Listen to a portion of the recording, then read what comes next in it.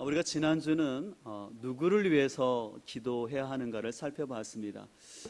우리가 많은 사람을 위해서 기도해야 되지만 우리는 먼저 기도할 것은 가까운 사람부터 시작해서 그 영혼이 구원받기를 위해서 기도해야 되고요. 두 번째는 우리는 나라의 지도자를 위해서 기도해야 되는데, 특별히 나라의 지도자들이 바른 통치를 할 수 있도록 기도해야 되는데, 특별히 오늘 우리 민족은 이제 이번 주에 또 남북한의 귀한 정상회담이 있기 때문에 우리가 특별히 나라를 위해서 더 기도해야 될 줄 믿습니다. 세 번째로 우리가 기도할 대상이 있는데 바로 영적 지도자죠. 그래서 영적 지도자들이 바른 분별력을 가지고 또한 하나님의 말씀을 가감없이 전할 수 있도록 우리가 기도를 해야 됩니다. 이제 오늘은 6W1H 가운데 다섯 번째 시간으로 어디에서 우리가 기도할 것인가를 함께 살펴보고자 합니다. 여러분, 하나님은요 영이시기 때문에 시간과 공간을 초월해서 어느 곳이나 계십니다. 그렇기 때문에 우리가 집에서 기도하던, 일터에서 기도하던, 아니면 우리가 운전하면서 기도하던 하나님께서는 우리의 기도를 다 들어주십니다. 또 예수님께서도 기도를 가르치시면서 뭐라고 말씀하셨냐면, 너희는 골방에 들어가서 은밀한 중에 계시는 하나님께 기도하라고 가르치셨습니다. 또한 예수님께서는 이렇게 가르쳤을 뿐만 아니라 동시에 제자들과 함께 공적인 장소인 성전에서도 기도하셨고, 또 감난산에서도 기도하셨고, 따로 한적한 곳에 홀로 가셔서 예수님은 다양한 방법으로 또 다양한 장소에서 기도하신 것을 볼 수가 있습니다.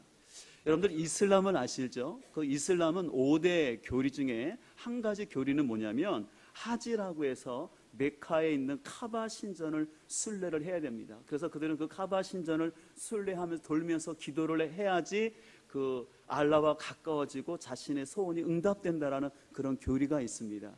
근데 통계에 의하면요, 모슬렘들이 저 메카를 다 순례하려고 하면 581년이 걸린다고 합니다. 결국은 581년 동안 저기를 돌지 못하면 어떻게 합니까? 5대 교리를 범하는 것이죠. 그러니까 그 모슬렘은 그런 교리를 갖고 있는 거죠. 이에 반해서 우리 기독교는 어떻습니까? 시간과 장소를 불문하고 어디서든 기도할 수 있는 자유의 은혜가 있는 줄 믿습니다. 그러나 여러분, 한 가지 기억할 것은 우리는 어디서든지 기도할 수 있지만 특별히 우리가 기도할 때 기도에 좋은 장소가 있다는 것입니다. 여러분의 삶 가운데, 여러분의 가운데 가장 기도하기 좋은 장소는 어디입니까? 바로 오늘 본문에 나와 있는 것처럼 성전입니다. 오늘 본문 27절을 보게 되면 이제 솔로몬 왕이 성전을 건축하고 하나님 앞에 봉헌식을 드리면서 하나님께 기도하는 내용이 아주 길게 기록되어 있습니다. 먼저 27절을 보면 이렇게 말하고 있습니다. 하나님이 참으로 땅에 거하시리까? 하늘과 하늘들의 하늘이라도 주를 용납하지 못하겠거든. 하물며 내가 건축한 이 성전이오리까? 이것은 뭐냐면 하나님의 초월성을 말하는 거예요. 하나님은 내가 이 성전을 열심히 지었지만 하나님은 이 성전 안에 가둘 수가 없고, 하나님은 온 모든 곳에 거하시는 하나님이다라고 오늘 솔로몬은 기도하는 것입니다. 그러면서 동시에 29절은 또 이렇게 말씀하고 있습니다. 주께서 전에 말씀하시기를 내 이름이 거기 있으리라 하신 곳 이 성전을 향하여 주의 눈이 주야로 보시오며 주의 종이 이곳을, 바로 성전을 향하여 비는 기도를 들으시옵소서. 오늘 29절은 또 뭐냐면 하나님의 성전에 임재하신다라는 것입니다. 그렇기 때문에 하나님은 초월에 계시면서도 특별히 또 하나님의 성전에 임재해 계기 때문에 이스라엘 백성들이 이 성전에 와서 기도하거나 아니면 멀어서 성전을 못 오고 이 성전을 향하여 기도하면 하나님 이 백성의 기도를 들어달라고 기도하는 것입니다. 또 이사야 56장 7절을 보면 이사야 선지자가 이렇게 말씀하고 있습니다. 내가 그들을 나의 거룩한 산으로 인도하여, 바로 예루살렘 산을 말하는데요, 예루살렘 성전에서 기도하는 내 집에서 기쁨을 누리게 하겠다. 또한 그들이 내 제단 위에 바친 번제물과 희생제물들을 내가 기꺼이 받을 것이니 나의 집은 만민이 모여 기도하는 집이라고 불릴 것이다. 여러분들이 약간 이 배경을 알아야 되는데요, 하나님께서는 이사야 선지자를 통해서 이스라엘의 멸망을 선포하셨습니다. 왜냐하면 이스라엘이 음행하고 우상 숭배하면서 하나님 말씀을 떠났기 때문에, 특별히 그러면서도 그들은 하나님 앞에 자꾸 번제를 드렸어요. 자신의 죄는 회개하지 않고 그저 하나님께 복을 달라는 그런 희생 제만을 드렸습니다. 그러자 하나님이 성전문을 닫으라고 그랬어요. 내가 너희가 드리는 그 예배를 받을 수가 없다. 그래서 하나님이 아예 떠나버리셨어요. 그러면서 이스라엘 백성들 아시는 것처럼 바벨론 포로 생활을 70년 하게 되었습니다. 그 가운데 오늘 이사야 선지자가 이제 포로 생활이 끝나고 다시 돌아와서 이스라엘 백성들이 이 성전에서 기도하면 하나님 이 백성의 기도를 들어달라는 것입니다. 그러면서 그때는 하나님께서 그 예배를 뭐합니까? 받아주시겠다라는 거예요. 70년 전에는 너희의 예배를 받지 않았지만 내가 이때는 받겠다라는 거예요. 그러면서 이제 새롭게 회복된 성전의 중요한 역할이 있는데 내 집은 어떤 곳이라고 말합니까? 만민이 기도하는. 그래서 이제 포로 귀환 이후에 성전의 주된 역할은 뭐냐면 기도하는 장소가 된다는 것입니다. 그렇기 때문에 예수님께서도 마가복음 11장 17절에서 오늘 이 이사야 말씀을 인용하시면서 이에 가르쳐 이르시되 기록된 바 내 집은 만민이 뭐하는 곳이다? 기도하는 곳이다 라고 말하면서 성전의 중요한 역할이 기도라고 예수님은 가르치고 있습니다. 이 같은 차원에서 우리는 어느 곳에든지 기도할 수 있지만 특별히 기도하기 좋은 성전, 오늘날로 말한다면 교회에 와서 함께 기도해야 할 줄 믿습니다. 그런 의미에서 저는 교회는 통성 기도와 함께 최고의 골방이라고 말하고 싶습니다. 주님께서 너희가 골방에 가서 들어가서 기도하라는 것은 어떤 산속이나 단순히 기도원 토굴에 가서 하는 것이 아니라 하나님께 집중할 수 있는 곳에 하라는 것입니다. 외식하지 아니하고 하나님께 집중할 수 있는 것. 그렇다면 교회말로요 우리가 하나님께 집중하여서 기도할 수 있는 것이 저는 교회라고 생각합니다. 여러분 생각해 보십시오. 전 교회처럼 기도하기 좋고 집중하기 좋은 것은 없지 않습니까? 우리가 기도원 가서도 기도할 수 있어요. 그러나 저도 기도원을 참 좋아하지만 자주 갈 수는 없습니다. 또 우리가 가정이나 일터에서도 개인적으로 기도할 수 있지만 여러분들 다 경험하겠지만 그건 한계가 있는 것을 잘 알 수 있습니다. 그래서 교회는 우리가 합심하여서 주님 앞에 집중하여서 기도할 수 있는 가장 최적의 장소라는 것이죠. 그렇다면 우리가 기도하기 좋은 장소가 되기 위해서 우리는 어떻게 해야 될까요? 첫 번째, 우리는 각기 제 길에서 돌아와 함께 기도해야 될 줄 믿습니다. 오늘 33절은 또 이렇게 말씀하고 있습니다. 만일 주의 백성 이스라엘이 주께 범죄하여 적국 앞에 패하게 되므로 주께로 돌아와서 주의 이름을 인정하고 이 성전에서 주께 기도하며 간구하거든 주는 하늘에서 들으시고 주의 백성 이스라엘의 죄를 사하시고 그들의 조상들에게 주신 땅으로 돌아오게 하옵소서. 여기 보면 주께 돌아온다는 표현이 있는데요, 이것은 하나님께 회개하고 그들이 돌아온다는 것을 얘기하는 것입니다. 그래서 회개하고 그들이 기도하는 것이에요. 그래서 오늘 솔로몬이 이렇게 기도하는 겁니다. 만약 이 백성이 오늘 성전 복원식을 하지만 혹시 그들이 죄를 지어서 다른 나라에 패하게 되었거든, 그래서 그들이 그것을 깨닫고 주님 앞에 돌아와 기도하면 하나님께서 이 백성의 기도를 들어달라는 것입니다. 그래서 오늘 돌아와서라는 단어가 2번 반복되는데 이것은 단순히 고향으로 돌아온다라는 그런 차원이 아니라 그들이 다시 성전으로 돌아와서 성전의 기능을 회복한다라는 것이에요. 그러면 아까도 말씀드린 성전의 기능은 뭡니까? 하나님께 예배하고 기도하는 것, 그것이 회복되기를 원한다는 거예요. 그래서 오늘 이스라엘 백성들이 포로에서 돌아와서 해야 될 것은 뭐냐면 하나님을 진정으로 예배하는 것입니다. 그리고 예배하는 가운데 기도할 때 하나님이 그들을 회복해 준다고 말하는 것이죠. 그렇기 때문에 하나님께서는요 이스라엘 백성들에게 가나안 땅을 주시면서 하나님께서 계속해서 반복하신 것이 있어요. 너희가 가나안 땅에 들어가면 절대 산당에서는 제사하지 말라라고 산당에서의 제사 금지를 아주 수없이 반복하시면서 금지하셨어요. 왜 하나님께서 산당에서의 제사를 반대하셨는지 설명을 드리는데, 지금 여러분들 보시는 게 기본 산당인데요, 아주 대표적인 산당이에요.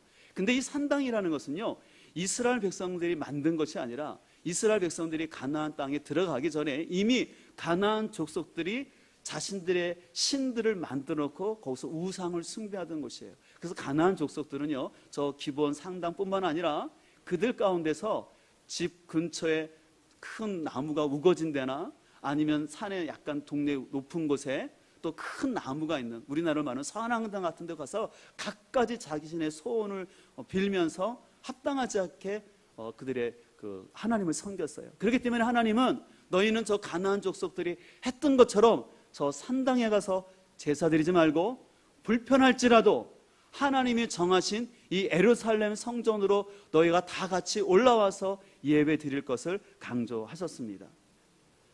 이 산당은 뭐냐면 편의주의, 어떻게 보면 혼합주의를 말하는 거거든요. 내가 가까운데 내 편의적으로 신앙생활 하려는 그런 태도가 아니라 하나님이 정하신 것. 그래서 하나님께서는 예루살렘 중앙 성소뿐만 아니라 레위 지파들이 거하고 있는 곳곳에 하나님이 지정하신 그 장소가 있어서, 그래서 거기서 너희가 예배해야지, 너희들 편하다고 그리고 세상과 혼합주의적인 그런 태도를 가지고 산당에서 제사를 하지 말라고 하셨던 것입니다. 왜 하나님께서 이렇게 하셨냐면, 그들이 개인적인 편함 때문에 산당에서 가게 되면 그들의 신앙의 순수성과 백성으로서의 거룩함이 없기 때문에요. 그래서 하나님이 그들이 분명히 불편한 걸 아심에도 불구하고 이스라엘 신앙의 거룩성과 그들의 구별됨을, 순수성을 위해서 너희들이 함께 모여서 예배하기를 원하셨습니다. 왜냐하면 중앙에서 함께 예배 드려야 하지만 거기에 있는 제사장들을 통해서 바른 말씀을 따라서 그들이 예배를 드릴 수 있는데, 자기 소견에 편한 대로 산당으로 가게 되면은 하나님을 말씀에 근거해서 섬기는 것이 아니라 자기 편한 대로 개인주의적으로 섬길 수 있기 때문에 하나님이 그렇게 해서 산당 제사를 금했던 것입니다. 우리의 신앙 가운데도요, 우리의 신앙의 순수성과 거룩성이 약해질 때는 개인주의가 나타날 때예요. 그래서 이사야 53장 6절에 있는 것처럼 우리는 다 양 같아서 그릇 행하여 어떻게 했습니까? 각기 제 길로 갔다 그랬어요. 여러분, 우리는 양 같다고 표현합니다. 여러분, 양이 얼마나 순합니까? 착해 보이지 않습니까? 근데 양 굉장히 고집이 세요. 그리고 분별력이 없어요. 그러면서도 자기는 착해 보인다라는 생각 속에서 자기의 아집과 고집으로 갈 수가 있거든요. 그래서 우리의 신앙생활 안에 위기가 올 때는 뭐냐면 자꾸 자기 소견에 오른 대로 자기 길로 가는 거예요. 내 길로 가면서도 나는 이렇게 믿어도 하나님을 잘 믿는다라고 생각하는 거죠. 예를 들어서 우리 교회에서도 큐티를 굉장히 강조하지만 어떤 사람들이 큐티 지상주의 신앙에 있어서 자기는 매일같이 큐티를 하고 묵상하기 때문에 내가 굳이 교회 가서 함께 예배를 안 드려도 생각한다는 사람들이 있는 거예요. 그건 굉장히 위험한 신앙인 거죠. 바로 그렇게 자기 소견에 오른 데서 자기 길로 가는 것은 그 개인과 가정에 절대 하나님의 복이 임할 수가 없는 것이죠. 또 그렇기 때문에 사도행전 1장을 보게 되면 예수님께서 이 승천하시면서 마지막으로 내리신 분부가 있어요. 사도행전 1장 4절에 보면 이렇게 기록되어 있습니다. 사도와 함께 모이사 그들에게 분부하여 이르시되 예루살렘을 떠나지 말고 내게서 들은 바 아버지께서 약속한 것을 뭐합니까? 드리라, 기다리라 했어요. 그래서 예수님은 제자들에게 너희들이 예루살렘을 떠나지 말라는 것입니다. 그래서 약속하신 성령이 오실 때까지 너희가 함께 모여서 있으라는 것입니다. 그래서 그 말대로 예수님의 제자들은 그 감람산에서 예루살렘에 가서 마가의 다락방에 모여서 그들은 기도하게 됩니다. 12절은 이렇게 되어 있습니다. 제자들이 감람원이라 하는 산으로부터 예루살렘에 돌아오니 이 산은 예루살렘에서 가까워 안식일에 가기 알맞은 길이라. 여자들과 예수의 어머니 마리아와 예수의 아우들과 더불어 마음을 어떻게 했습니까? 같이 하여서 뭐 했습니까? 오로지 기도에 힘썼다라고 얘기하고 있습니다. 그리고 15절 이후로 보면 그때 모였던 사람의 인원이 120명이라고 말하고 있어요. 그래서 그들이 열흘 동안 함께 기도할 때 오순절날 성령이 임함으로 말미암아 교회가 시작된 줄 믿습니다. 그래서 교회의 시작은 바로 기도 가운데 시작된 거예요. 그리고 아는 것처럼 바나바와 바울을 선교사로 파송할 때도 그 교회가 금식하고 기도할 때 하나님이 교회를 열어주시고 또 선교사로 파송하는 일을 세워준 줄 믿습니다. 그래서 교회는요, 기도로 시작되고 기도로 진행되어지며 기도로 완성되는 줄 믿습니다. 그렇기 때문에 우리는 우리 교회가 참으로 기도하는 그런 교회가 되기 위해서 우리 성도들은 각기 자기 길로 가는 것이 아니라 함께 모여서 기도하기를 힘써야 할 줄 믿습니다.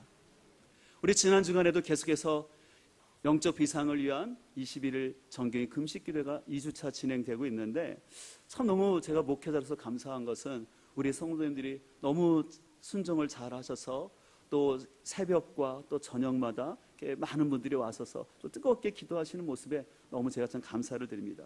특별히 더욱더 감사했던 것은 또 우리 집사님들 중에서 또 직장 관계로 나주나 또 대상 같은 멀린 곳에 계심에도 불구하고 또 수요 공적 예배를 위해서 오시고, 또 어떤 분은 왕복 2시간이 걸리는 그 거리를 새벽마다 와서 그 기도하시는 분들을 볼 때마다 참 제가 목회자로서 감사하고 기쁨을 이루 표현할 수가 없습니다. 바로 이런 성도들이 있을 때, 그래서 그런 성도들이 한 마음을 가지고 기도할 때 하나님이 그 교회가 더 기도하기 좋은 장소로 만들어 주셔서 많은 사람들이 그 공동체에 와서 회복의 은혜를 같이 누리게 할 줄 믿습니다. 그렇기 때문에 우리는 우리 삶의 분주함이라는 각기 제 길로 가는 길을 돌이켜서 우리가 함께 모여서 계속해서 이 은혜의 기도가 계속되기를 소망합니다. 두 번째로 우리가 계속해서 우리가 기도하기 좋은 공동체가 되기 위해서는 우리 자신이 먼저 좋은 기도처가 되어야 합니다.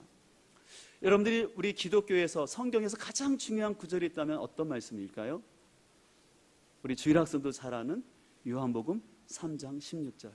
하나님이 세상을 이처럼 사랑하사 독생자를 주셨으니 이는 저를 믿는 자마다 멸망치 않고 영생을 얻게 함이라. 그래서 이 요한복음 3장 16절은 많은 사람들이 참 좋아하는 말씀이에요. 근데 여러분들, 이 요한복음 3장 16절 말고 또 우리가 너무나 중요하게 기억해야 될 3장 16절이 있습니다. 어떤 말씀인지 아시나요? 모르시죠? 자막을 보면 나와 있습니다. 한번 같이 읽도록 하겠습니다. 너희는 성전인 것과 하나님의 성령이 너희 안에 계시는 것을 알지 못하느냐. 제가 다시 읽습니다. 너희는 너희가 하나님의 성전인 것과 하나님의 성령이 너희 안에 계신 것을 알지 못하느냐. 이제 신약은요, 구약의 성전 개념이 발전하여서 더 이상 예루살렘 건물이 아니라 예수 그리스도를 믿고 있는 우리가 뭐라고 말합니까? 이제 우리가 성전 됐다라는 것이에요.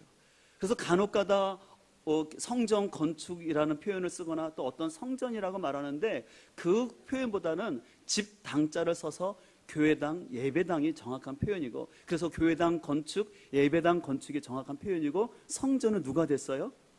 우리가 된 거예요. 그리고 성전이 되었을 뿐만 아니라 우리 안에 누가 거하신다는 겁니까? 거룩한 성령님이 우리 안에 거하는 놀라운 존재가 되었다라고 말씀하고 있습니다. 근데 여러분, 성전의 중요한 요소 중에 하나는 뭐냐면 성전에 하나님이 임재하시는 것이에요. 아무리 크고 화려한 교회당과 예배당이 있을지라도 거기에 하나님의 임재가 없다면 그것은 성전이 아닌 것이죠. 그렇기 때문에 하나님이 임재하시는 성전, 하나님이 임재하시는 교회가 되기 위해서 중요한 전제는 뭐냐면 깨끗해야 된다는 것입니다. 아까도 말씀드린 것처럼 하나님이 왜 예루살렘 성전에서 하나님이 가출을 하셨습니까? 그것은 이스라엘 백성들이 하나님 앞에 제사를 드리지만 형식적인 제사였고, 자신들의 죄는 회개하지 아니하고 기복주의적인 신앙만 갖고 왔을 때 하나님은 내가 너희가 드리는 예배를 역겨워서 더 이상 못 받겠다 하고 하나님의 성전문을 닫으라고, 그리고 하여 하나님이 가출을 해서 버렸어요. 그러나 이스라엘 백성들이 70년 포로기를 통해서 다시 회개하고 그들의 심령이 깨끗해지니까 하나님이 그들 가운데 다시 돌아오신 것처럼 우리의 심령이 회개하고 정결해야지만 주님이 우리 가운데 임하신 줄 믿습니다.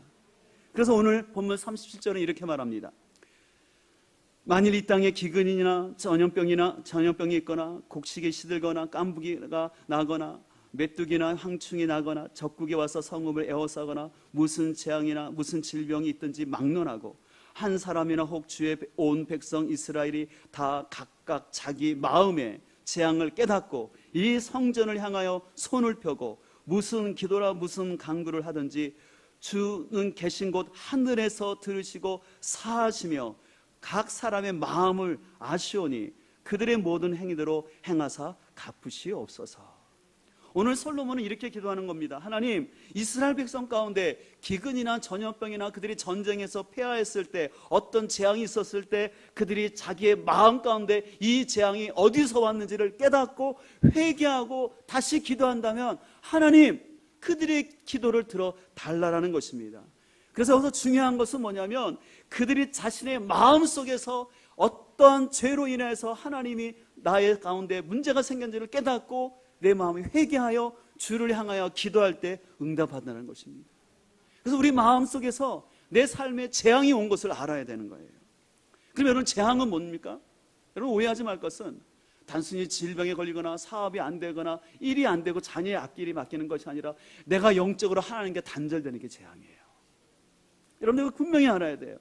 내가 성령 충만하지 못하고 내가 하나님 앞에 그 개인적인 만남이 없이 내 마음이 식어지고 그런데도 내 물질이 잘 되고 내 자녀가 잘 되면 이것은 사단이 주는 유혹이고 재앙인 거예요. 오히려 내가 질병으로 넘어지고 물질의 고통이 있고 내 자녀의 앞길이 안 풀리는 그 고난이 있지만 그러나 그 가운데도 하나님 앞에 나와서 주님 앞에 기도할 수 있다면 그 심령이 복된 심령입니다. 우리는 영적인 눈이 열려야 할 줄 믿습니다. 그래서 우리는 내 안에 어떤 재앙이 있는지를 알고 내 마음이 회개하여서 주님 앞에 나오는 것입니다. 다시 말해서 자신의 죄와 그 문제가 무엇인지를 알고 회개하는 자에게 하나님 문제 해결의 역사를 베풀어 줄 줄 믿습니다. 그래서 우리는 기도하기 좋은 교회를 만들기 위해서 우리는 함께 모여서 기도할 뿐만 아니라 무엇보다 우리의 죄를 깨닫고 회개하고 나갈 때 우리를 긍휼히 여겨주시는 하나님의 은혜가 우리 가운데 함께 할 줄 믿습니다. 그러나 그럼에도 불구하고 오늘날 현대를 살아가는 현대인의 특징이 뭐냐면 에고이즘이라는 거예요. 철저히 자기중심적인 옛 자아가 주인되어서 에고가 주인되어서 살아가는 것이 특징입니다. 이 에고이즘 속에 있는 사람들의 특징이 뭐냐면 결코 자신의 죄를 인정하지 않아요. 자신의 옳음, 나의 생각이 옳다라고만 늘 주장합니다.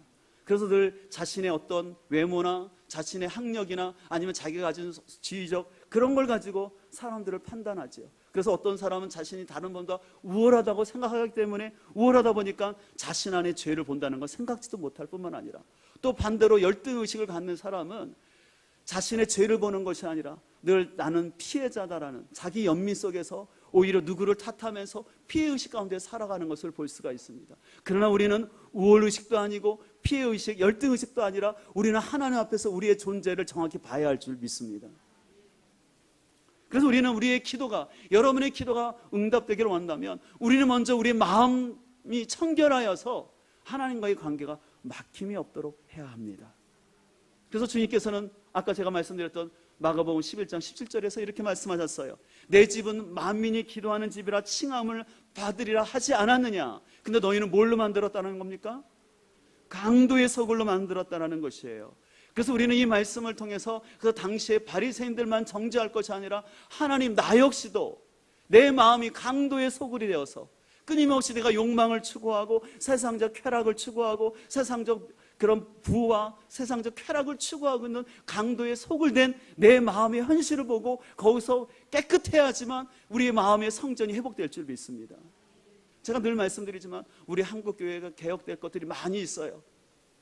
분명히 개혁돼야 됩니다. 그러나 여러분 제발 놓치지 말 것은 뉴스에 나오는 어떤 교회나 목회자들을 여러분들이 비난함으로 인해서 여러분들의 마음을 보지 못하고 우리도 다 같이 강도에 소굴된 내 마음인데 그 마음을 보지 못하고 다른 사람을 정죄하고 비난한다고 해서 여러분의 삶에 회복이 있는 게 아니에요. 분명히 우리가 고쳐지고 개혁되어지만 먼저는 내 마음이 강도에 소굴됐다는 사실을 알고 주님 앞에 회개해야지만 회복의 역사가 나타난 줄 믿습니다.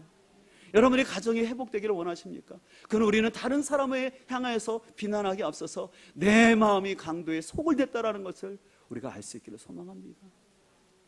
여러분들이 한 주간 직장에 나가서 또 가정생활을 하면서 우리는 얼마나 내 마음속에 사단이 주는 유혹이 가득한지 몰라요. 우리가 깨어있지 않으면 수없이 이 강도가 내 마음속에 사로잡아서 이 거룩한 주의 영이 성령이 거하시는 내 마음을 더럽힐 수 있다는 거예요. 그래서 우리 이 부분에서 우리가 분별력을 갖기를 간절히 소망합니다. 여러분들 사단이 제일 싫어하는 교회가 있어요. 제가 4가지를 말씀드릴 테니까 한번 여러분들이 어떤 교회인지 한번 판단해 보시겠습니다. 첫 번째는 사람들이 많이 모이는 교회입니다. 두 번째는요, 은사가 많이 나타나는 교회. 세 번째는 지역 봉사를 많이 하는 교회. 네 번째는 말씀과 기도가 충만한 교회. 어떤 교회일까요? 예, 제가 늘 말씀드리죠. 답은 가까운 데 있다. 예, 바로 말씀과 기도가 충만한 교회를 제일 싫어합니다. 우리가 교회가 사람들이 많이 모여야 되고 은사가 있어야 되고 지역사회에 당연히 봉사해야 됩니다. 다 필요하지만 교회의 본질적인 것은 뭐냐면 말씀과 기도예요. 왜냐하면 성전의 역할이 그거이기 때문에 이스라엘 백성들은 성전에 모여서 하나님의 말씀을 배우고 그들은 거기서 예배하고 예배한다는 건 기도했다라는 거거든요. 바로 오늘날 교회가 존재해야 될 이유는 뭐냐면 하나님의 임재 안에서 예배를 드리고 하나님의 말씀 안에서 성도들이 말씀을 배우며 그 기도로 소통할 때 하나님의 은혜가 나타나는 줄 믿습니다. 우리가 이 말씀과 기도를 빼어놓고 아까 말했던 그 세 가지에 열심히 한다고 저는 교회가 좋은 교회라고 생각하지는 않습니다. 그렇기 때문에 저는 우리 모두가 주님이 거하시기에 좋은 교회가 되기 위해서 우리의 심령이 기도가 더욱더 뜨거워지길 소망합니다. 우리 지난주 살펴본 것처럼 그래서 사도 바울은 디모데전서 2장 8절에서 그러므로 각 처에서 남자들이 분노와 다툼이 없이 거룩한 손을 들고 기도하기를 원했다라고 하는데 특별히 뭐라고 말합니까? 각 처에서라고 말씀하고 있어요. 그래서 여러분들 마음속에 심령에 기도의 불이 있는 사람은 그 사람이 어디를 가든지 그 가정이든지 그 직장이든지 거기에 기도의 불을 일으키는 사람인 줄 믿습니다. 바로 그 사람이 성령 충만이고 그 사람이 하나님의 진정한 제자인 줄 믿습니다. 그래서 우리는 하나님 앞에서 이 땅을 향해서 기도의 불을 나눠주는 사람이 되어야 할 줄 믿습니다. 그래서 생명이 없는 곳, 식어있고 차가있고 얼음장 같은 곳에 우리의 기도가 흘러가서 그 얼어있는 곳을 녹여줄 수 있도록 우리가 기도의 불씨가 돼야 될 줄 믿습니다. 그리고 내가 혼자 힘을 할 수 없기 때문에 다 같이 공동체에 모여서 또 함께 기도하는 시간을 통해서 내 심령 가운데 이 기도의 씨앗들이 불길이 계속해서 힘을 얻어서 그래야지만 우리가 세상에 나가서 이 기도의 불씨를 퍼뜨게 될 줄 믿습니다. 오늘날은 성냥이나 가스라이터가 흔해서 쉽게 불을 키우지만 고대로부터 인류 문명 발전의 결정적 역할이 불의 발견, 불의 관리였거든요. 그래서 동서양 문학을 보게 되면 불과 관련된 재밌는 얘기들이 많아요. 우리나라에도 홍용우 작가가 쓴 불씨를 지킨 새색시라는 그 동화가 있는데요. 아주 그림과 함께 참 재미있어요. 이 내용을 시간 관계에서 다 설명할 수는 없지만 7대째 아주 불을 잘 지키고 있는 가정에 한 새색시가 옵니다. 근데 이제 그 새색시가 불을 관리하는데 이 불을 자꾸 끄게 하는 그런 사람들이 있었어요. 근데 그 불을 지키는 얘기가 아주 재미있게 기록되어 있어요. 또 서양에는 로마의 베스타 신전이 있는데 이 베스타 신전은 뭐냐면 불을 지키는 신전으로 알려져 있어요. 특별히 이 불을 지키는 사람은 여자인데 그 여자는 순결해야 돼요. 일평생 결혼을 하지 않고 오직 불을 지키는 역할을 했는데 클라우디아가 그런 역할을 했습니다. 또 지금도 모스크바에 가보면 무명의 용사 무덤이 있는데요. 저기 보면 꺼지지 않는 불이라고 해서 나라를 위해서 지키다 죽은 병사들을 기억하면서 꺼지지 않는 불을 만들었어요. 그리고 초병들이 비가 오나 눈이 오나 저 불을 지키고 있습니다. 저는 저 사진을 보며 느낀 것은 세상 사람들도 자신의 나라를 위해서 희생한 사람들 또 불을 지킨다는 의미로 저렇게 하고 있는데 우리 그리스도인들은 무엇보다 기도의 불을 꺼치지 않아야 할 줄 믿습니다. 그래서 어찌하든지 간에 우리가 이 기도의 불을 잘 지펴나갈 때 하나님께서 그 교회와 성도들의 가정에 은혜를 베풀어 줄 줄 믿습니다. 세상은 점점 악해지고 타락해지고 냉정해지는 시대입니다. 그러나 이 세상을 이겨갈 수 있는 힘은 바로 우리 안에 계신 성령님이신데 특별히 우리가 기도하며 나갈 때 우리 안에 계신 성령님이 더 역사하여 주시고 우리 앞길을 밝혀주시고 뜨겁게 하여 줄 줄 믿습니다. 그래서 어차피 우리가 신앙생활 할 거 냉랭하게 차갑게 굳어져서 신앙생활 할 것이 아니라 또 우리 혼자 힘을 할 수 없기 때문에 우리가 함께 모여서 기도하고 또 좋은 교회에 와서 여러분들 함께 기도하면서 여러분의 삶에 성령께서 부어주시는 기름 부음과 뜨거운 불길의 은혜가 가득하기를 간절히 소망합니다. 이 시간의 말씀을 기억하면서 우리 함께 찬양팀 나와서 함께 찬양하기를 원하는데요. 우리 함께 기도해라는 찬양입니다. 이 시간 우리가 함께 기도하며 나갈 때 우리가 주 앞에 나와서 무릎 꿇는 마음으로 나올 때 긍휼을 베풀어 주시는 하나님께 하늘 향해 손을 들고 기도하면 하늘께서 하늘 문을 열어주시고 우리에게 은혜 주실 줄 믿습니다.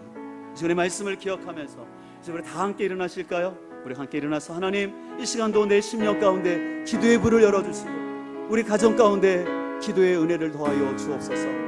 그런 마음을 가지고 함께 찬양하겠습니다.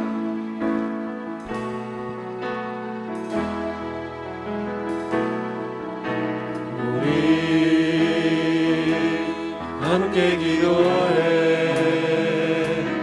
주 앞에 나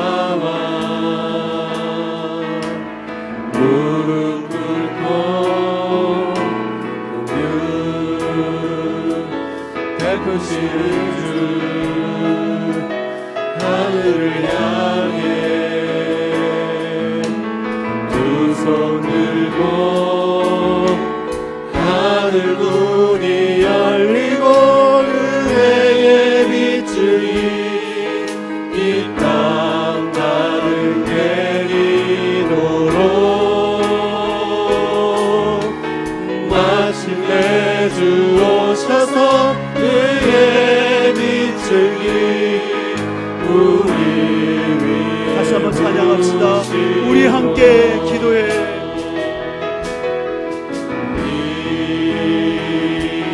함께 기도해 주 앞에 나와 무릎 꿇고 베푸시는 하나님 이 시간 성도들에게 공의를 주옵소서. 하늘을 향해 이제 두 손을 들고 찬양합시다. 하늘 문을 여시고 하늘 문이 열리고 은혜의 빛이 이 땅 가득 내리도록 마침내 주 오셔서 그의 빛이 우리 위에 하늘 문이 열리고 은혜의 빛줄기가 우리 교회와 가정에 있게 하소서. 하늘 문이 열리고 은혜의 빛이 이 땅 가득 내리도록 마침내 주 오셔서 그의 빛이 우리 위에 우리 계속해서 찬양팀을 찬양해 주시고 이 시간 우리 함께 기도합시다. 하나님 아버지, 우리 가정에 주님의 은혜가 필요합니다. 하나님, 우리 식어진 심령 가운데 기도의 불을 주시옵시고 은혜를 내려 주시옵소서. 그래서 우리 자녀, 우리 가정이 살게 하여 주시고 우리 교회가 살게 하여 주시옵소서. 이 시간 주여 한번 부르고 기도합니다.